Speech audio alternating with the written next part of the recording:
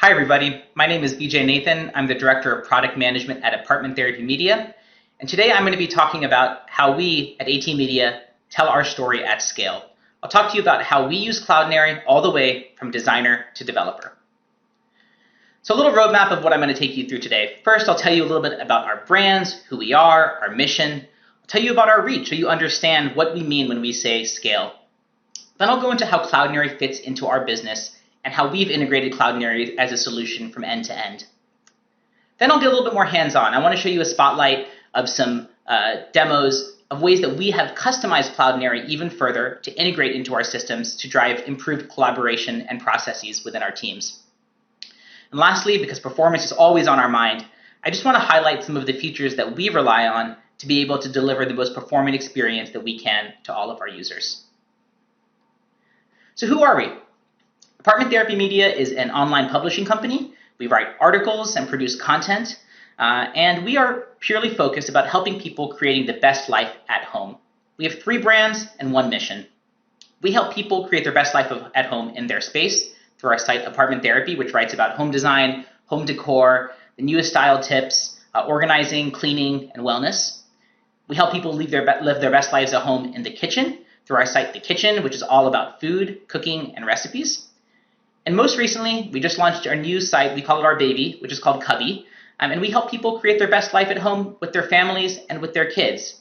Cubby is our new parenting site. It's focused all about life at home with kids. So even though we're only a 3-brand company, really a 2.5 brand company since Cubby just recently launched, we actually have quite a large reach. And I like to separate our reach into a couple of different categories. First is looking at the impressions that we get on our site, which is about 79 million impressions on our site every month. Next, if you look at some of our extensions, let's go to email, about 22 million impressions every month. And probably in the most largest and most impressive way is what does this look like for us off-platform? That means everything from social media like Twitter, Facebook, Pinterest, and now TikTok, to video platforms like YouTube, and increasingly to third-party platforms like Apple News and Flipboard. If you combine all of that together, we have a reach of over 1.13 billion impressions every month. That's a lot. And specifically, I want to focus on the right side of this screen and talk for a second about off-platform. And the reason is because I think this is one of the most fundamental shifts in digital publishing that we've seen over the past several years. Previously, we used to be obsessed with how many people are coming to our website. We need to get more people to come to our website. And though that's still really important to us, we also recognize that it is our job to reach our readers no matter where they are and no matter how they want to engage with us. I can't tell you how many people I've talked to who say, oh, I'm a huge fan of Apartment Therapy, I'm a huge fan of The Kitchen, and literally have never stepped foot onto our website one time. Let's say they purely engage with us because they love our Instagram, or they purely follow us on Facebook, or on, let's say, more recently on TikTok. And that's been a pretty big shift in the way that we've had to think from a strategy point of view. Of course, our owned and operated sites, our wwws, our .coms are very important to us, but our company and our reach extends far beyond that. We are now on every single one of these platforms. It's important for us to be on any one of these platforms, and it's important for us to be able to take advantage of new platforms that come up. So this off-platform piece is a huge part of who we are. It's a huge part of what we do. And from a product and engineering perspective, which is the team that I sit on, it also means that we've had to rethink our architecture. We have had to rethink how do we take a single piece of content that one of our editors or writers might produce and be able to take that and transform it and morph it into all of these different formats. This becomes especially important with something like Apple News, for example, with those of you who are familiar with that, or other kind of these newer news apps, Google News, Apple News, that have proprietary formats, which means you have to take your one piece of content and basically completely rebuild it according to their specs. By using Cloudinary, when images are the core of what we do and how we tell our story, we've been able to do that really, really quickly. Just a small anecdote. We saw that Apple News, we were getting a lot of traction on Apple News, and we wanted to make sure that our content was fully optimized to serve there, all of the variety of content across all 3 of our sites. It took a little bit of work to get the first one up and running, but after we were able to do that, we were able to extend to all 3 of our sites within like a 1-month period, which was pretty tremendous given that we just had limited resources working on it. So what does that mean? How many images, how many image requests are we actually talking about here? Well, when you look at that kind of reach, for us, that means about 57 terabytes worth of image data happening every month through Cloudinary, which yields about 737 million requests. That sounds to me like a lot of data. I hope it does to you. But one of the things I've been most impressed with by our usage of Cloudinary since we introduced it several years ago, our company has grown, our sites have grown, we've launched a third site, and the service has been able to effortlessly scale with us. Even if we have a huge boom of a traffic month, the service scales up with us as we need to, and we're able to ensure that we can maintain our performance, we can maintain our stability, and we can maintain delivering that content to all of our new readers. So now I'd like to talk a little bit more about how we integrate Cloudinary with all parts of our service. I think this is one of the most powerful parts of Cloudinary for us. It has allowed us to integrate a single solution for all of the various teams that might touch an image asset all the way from creation to delivery. That means we use all parts of the Cloudinary system. We use the DAM, we use the APIs, and we use the content delivery network to ensure that our images are getting delivered all the way to our users on the front end. I'm going to break this down a little bit more specifically to talk to you about the various teams in our company that actually have to touch our images and have to touch Cloudinary on a daily basis. Let's say you're a graphic designer, you're a photographer, you're an illustrator who's actually creating the original image asset content. You don't have to go into our CMS or any of our other tools. You can go straight into the Cloudinary DAM. You can upload, you can organize, you can tag all of your images and have that be your repository. Let's say you're a photo editor or someone who's responsible for curating that collection and handing it off to editors or other creatives to use. You can do that all within Cloudinary itself. Now we're even seeing that our sales and marketing team is using the Cloudinary DAM to store things like presentation assets, client assets, things that they might use in their marketing materials. Our social media team is using the Cloudinary DAM to now store all of the variety and variations of image assets that they might need. For example, they might need the same promotional asset cropped 20 different ways because they need it to be one size on Facebook, another size on Pinterest, another size on Instagram. They need it to be a different size in the Instagram stories versus Instagram feed. There's a ton of permutations, and we're able to manage that all within Cloudinary. And lastly, but certainly not least, is our legal team. We use Cloudinary as our single source of truth about all of our image assets, and this includes attribution, credits, and usage information. We store all of that in Cloudinary metadata, and our legal team is able to use that as their point of reference to know and to help us ensure that we have all of the proper rights and attribution needed to use these images. Moving on to our CMS, we use a WordPress-based architecture, and this is predominantly where our editors and writers work. We have dozens of them working around the clock, working on 3 different sites from around the world. They're working all hours of the day. And it's important for us that we are able to help streamline their process and make it as fast as we can for them to create the content that they want to create. We don't want something like finding and inserting an image to be the stumbling block to producing a piece of content.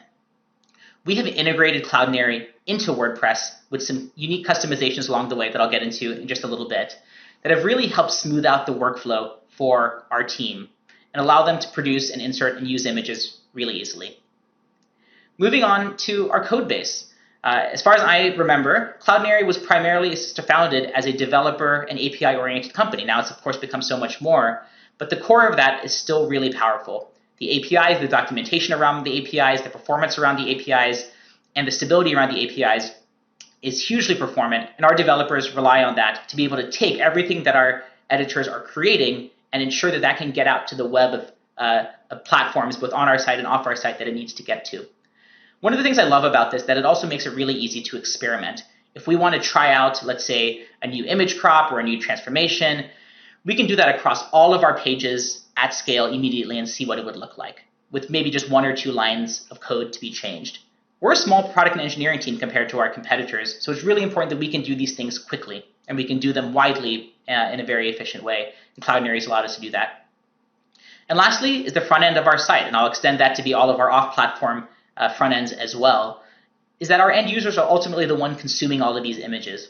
And we rely on the Cloudinary CDN to be able to deliver these images with the transformations that we like, to be able to deliver these images no matter what kind of browser, what kind of device, what network speed, what location, or what platform the user might be on. So this really becomes an end-to-end integration that we've used and built up with Cloudinary over the past several years. So next, I want to dig into what I think is really fun, and this is some of the ways that we have taken Cloudinary to the next level within our workflows. Obviously, when you introduce a tool like this or a suite of tools like this into your organization, especially when it's something that many people rely on a day-to-day or even an hour-by-hour basis, there's a lot of change management that needs to happen, and we faced that especially in the early days.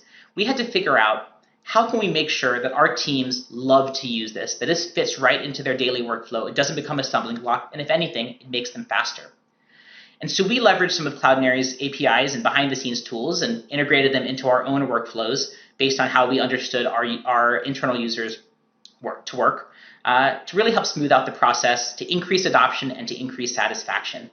At the top of this presentation, I talked about how important it was for us to meet our readers no matter where they are and no matter how they want to engage with us. I would extend that to just say, to extend to all of our users. That includes our internal teammates, our creatives, our photographers, illustrators, graphic designers, our editors, our developers. It's important to meet all of them where they are as well. And I'll take you through a few ways that we've done that. First, as I mentioned, we've integrated Cloudinary in a bit of a custom way into WordPress. We have a headless WordPress architecture, which means we have a custom front end, but we use WordPress as our main kind of writing and editing tool. There is a Cloudinary native WordPress plugin. We actually built our own just to accommodate some of the unique ways that our team likes to work. And what you're seeing in this screen recording here is that I'm inside of a post in WordPress. You'll see that as a user, I've selected a Cloudinary block that we built and created. And that opens up the media library right from within your WordPress session. It's the full media library. It has all of the features and functionality that you would get if you went straight to cloudinary.com, but it's all happening right within your WordPress instance. You don't have to open up a new tab. As a writer or an editor, I can do it right here. I can navigate to any folder I want, I can search, I can choose the image that I want, and I can insert it right into the post. And not only does this insert the image, it also inserts some very important associated metadata that we want to carry through. For example, it's important to us that we show attribution and image credits on every image that makes it out into the world. When an editor inserts an image from the Cloudinary media library into WordPress, it carries through the image credit and carries all the way out to the front end. If they're inserting an image without a credit, it warns them, so they're reminded to go in and ensure that they have the proper usage rights before they insert that image. This has been a really powerful integration for us that's allowed our editors to be able for us to be able to meet our editors and allow them to work in kind of one screen all day. As we introduced this, we started to realize that it wasn't just that simple. We realized that images were getting passed around in a variety of different ways, and people were looking for images in a variety of different ways. As a digital asset management solution grows and many people start using it, so does the complexity. You have a lot of folders, you have a lot of subfolders. It gets really tricky to kind of manage and maintain that at scale. And if you're a writer just trying to get your article out the door as soon as possible, we don't want you to have to go through all of that digging to find the image you may want. We learned from our writers and editors that they often are just scouring our sites to find an image that they want to reuse. We have over a decade of content that they can pull from, and much of the time, we don't want to have them go create something or find something new when if we have something in our archive that could work just as well. So we created and we augmented our Cloudinary integration into WordPress with an insert by URL feature. This allows an editor to go to any page on our site, copy the image address, and simply paste it into the block in WordPress. Behind the scenes, we're relying on Cloudinary's admin API, the search function within the admin API, that basically takes what the user has inserted, finds that same image in the Cloudinary media library, and inserts the original image back into the post, along with all of the same required metadata and information that we would have. Now, what does this do for us? A couple of things. First, of course, it's just a faster workflow for an editor who's trying to insert an image that they find on the site. They don't have to go digging. They don't have to worry about what folder it's in. They can simply copy and paste the URL, and the image is right there in the post. The second, from a digital asset management perspective, is that it ensures that we're not uploading duplicates, triplicates, or even uploading 4 times the same image, which could be known to happen if they were to insert it from scratch all over again. So here, we can maintain one source of truth for an image and ensure that that same image gets used many times, as opposed to having many unique instances of that one image. And lastly, we have a lot of graphic designers, art creatives, who are photographers, illustrators, who are creating custom assets for a piece of content. And they might just need to be able to send over an image really quickly to an editor to insert into the post. So let's say I'm a photographer.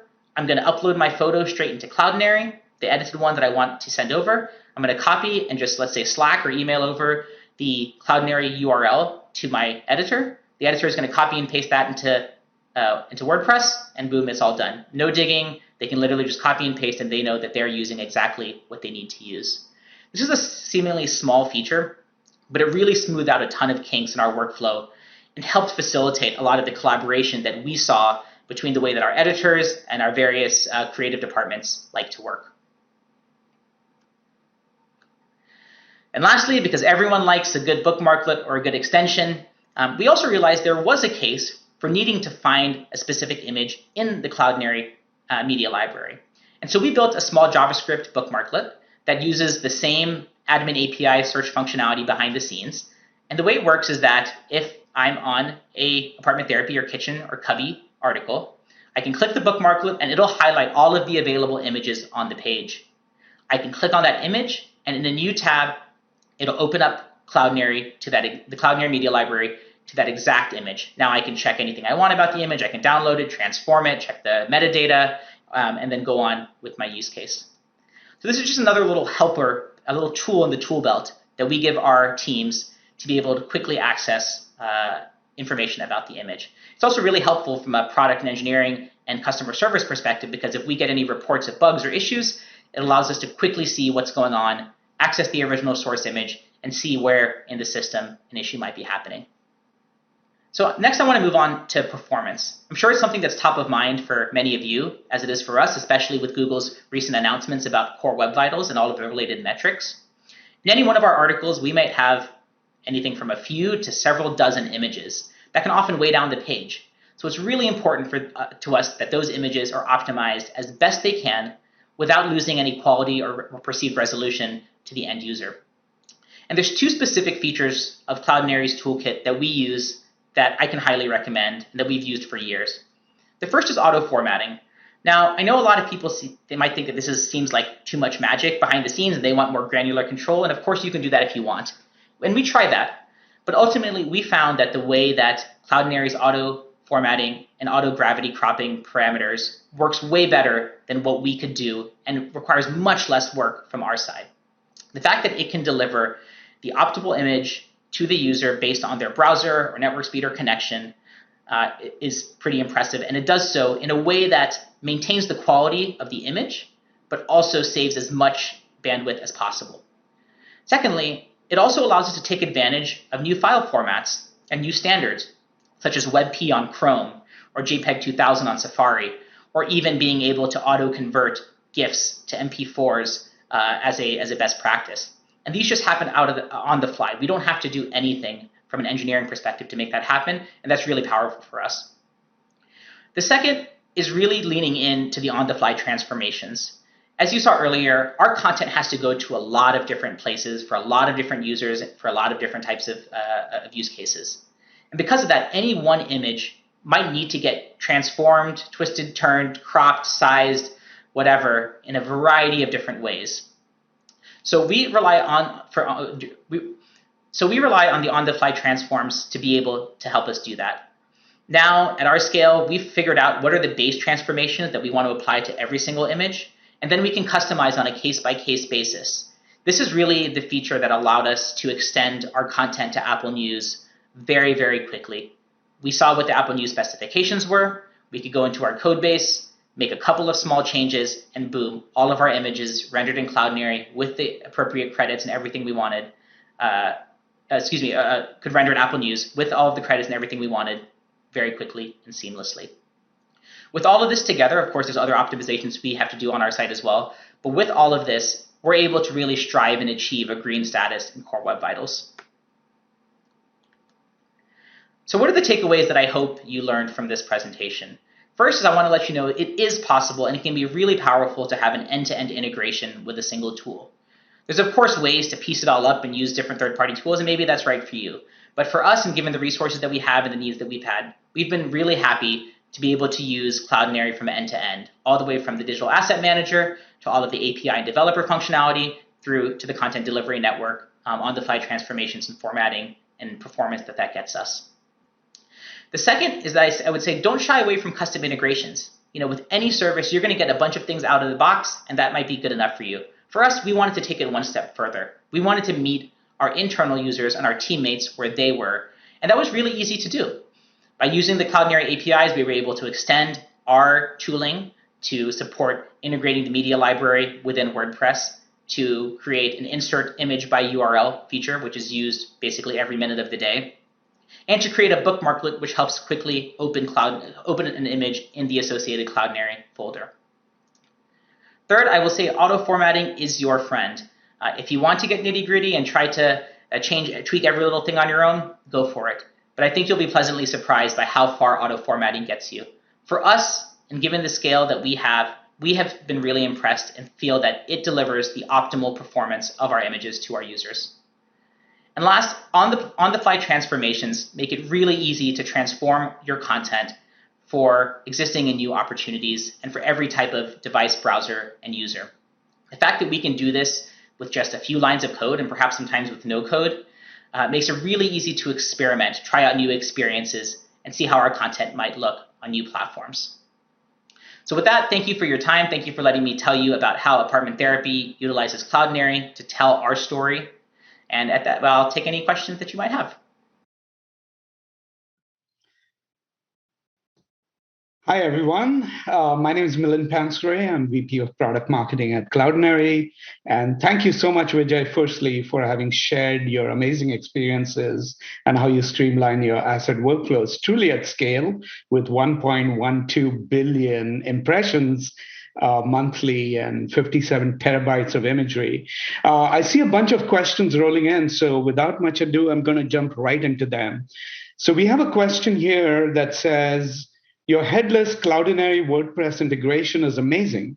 Have you considered open sourcing it so other publishers could collaborate and improve on it? It's a great question. We have not considered that thus far, but I love the idea, and it's something I'll definitely take back to my team to think about. I think there's pieces of what we've done that are helpful and probably resonate with other publishers who have maybe similar workflows. I will say that I know that Cloudinary now has a native WordPress integration that I haven't tried out ourselves, but I've heard is really good and is continuing to improve along the way. So definitely check that out too. And we would consider open sourcing at least parts of what we've done. I will say none of it is rocket science. It's really just using the tools at our disposal and really trying to meet our team and their processes where they are. Great, thank you for that. I have another question from Dennis. From which countries or regions are your readers? Yeah, great question. So across all of our sites, we're about 70% United States readership. And then the next kind of biggest countries we see readership from are the UK, Canada, and Australia. And then after that, we have a small amount of readership from hundreds of countries around the world, all throughout, through Asia, through Europe, through South America. Basically, almost every country in the world we have a little bit of readership from, but the US, Canada, Australia, and the UK are our top four countries where we get readership from. Great. Here's one more question. It sounds like APIs. It looks like everyone's very interested in the extensive API integrations you've done. Sounds like APIs have allowed you to free up some time. What are you now able to focus on thanks to Cloudinary's APIs? That's a good question. I would say the thing that I appreciate most, especially from a product perspective, is that the APIs allow us to build the tools and the workflows and the processes in a way that we want. We have the connections, we have the touch points through the API that we need to actually do the thing we want to achieve, and we can actually focus on the user side of things. How do we want our users to interact with this? How do we want our editors to interact with this? And we can build some of those components and those front end pieces to meet them as in their ways of working. The other thing I really like is that the way that we've worked with the APIs means that when we, let's say, are trying a concept out for the first time, perhaps in one of our applications, If we find that it works, we can then quickly replicate that or use that in other ways down the line. So, for example, one of the demo I showed about the insert image by URL feature. Well, behind the scenes, the API connections that's using is the same that we're using in our Bookmarklet. And so it's kind of been fun to say, we do a little bit of the hard work for one time, and then we figure out other places where we can reuse that learning and reuse that code to some extent, or reuse the exact same code in many other places. So it really allows us to think creatively about how can we introduce new ways of working or facilitate or expedite working? How can we deliver this content to our internal users and to our readers faster, and let a lot of kind of the magic happen behind the scenes? Fabulous. I see another question that perhaps is somewhat related. So let me take that first. Can you dive a bit more into how you enable asset reuse while simultaneously ensuring high quality originals are always retrieved from your single source of truth? Yep. So I'll tackle that in two ways. I think first is to say, what is our single source of truth? And for us, we consider the image in the Cloudinary dam to be our single source of truth.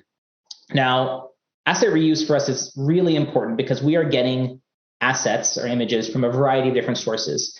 Some are being created by our own staff, whether that's staff photographers or staff illustrators and creatives. Some of that is being sourced from hired freelancers. Some of that is being sourced from stock. Some of that is being borrowed. There's just kind of a huge network of ways that we get assets. And so for us, asset licensing, knowing what our rights and the appropriate usages are for us to be able to give credit and know when we can use and reuse this content is really, really important to our day-to-day business. And so this was something that we really tried, but at the same time, we don't want to put the onus of having to think about that every single time you want to use an image on a person who's trying to write an article. That's a lot to think about. So we really thought about how do we make it simple and obvious for them whether this image can be used and reused. And so a couple of ways that we did that. One is we always try to ensure that an image has a credit associated with it. We store that credit in Cloudinary metadata, and we pull that credit through when the image gets inserted in WordPress or used in other places throughout our application. And then through some of these other helper functions and helper mechanisms that we created, we tried to figure out how are our users actually trying to get and reuse these images. And if they're going to our site and just copying an image URL, okay, well, then how can we actually empower them to go and quickly find the original URL in the Cloudinary media library without having to dig through a bunch of folders or try to figure out, how the image was tagged. That's of course one way to do it, but that is also highly dependent on someone making sure that it's in the right folder all the time, that it's always tagged the right way, or that uses a certain naming convention. And while that's nice, it's also a bit wishful thinking once you get to scale. And so some of these other ways kind of allow us behind the scenes to control and manage a lot of that without putting the onus on others. Great. Well, Vijay, I think we're at the end of this session. I see some other questions. We'll get to them maybe another day. But thank you so much for sharing your insights. And I hope you guys continue to listen in to the rest of the ImageCon sessions. Thanks again.